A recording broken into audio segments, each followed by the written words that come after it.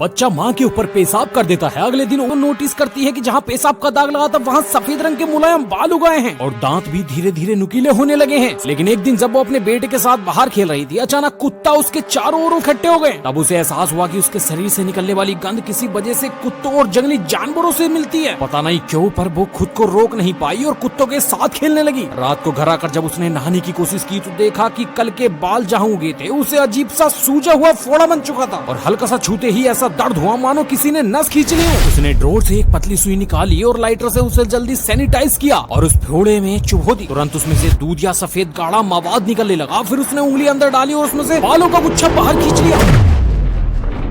अगले कुछ दिनों तक सारा को बार बार कुत्ते की भौंकने की आवाज सुनाई देने लगी। रात में नींद खुलती तो वो धीरे से दरवाजे की तरफ खींचने लगती। जैसे ही दरवाजा खोलती बाहर कुत्तों का झुंड उसका इंतजार कर रहा होता। वो मुस्कुराती और उनके पास चली जाती। लेकिन ये सब एक सपना था। सुबह उसने जब अपने बेटे को ये सपना सुनाया तो बेटा न जाने कहां से एक चूहा पकड़ लाया। सारा ने तुरंत उसे चूहा छोड़ने को कहा। बेटा बाहर भागा तो उसके पीछे पीछे गई और बाहर का नजारा देखकर उसके पैरों तले जमीन खिसक गई।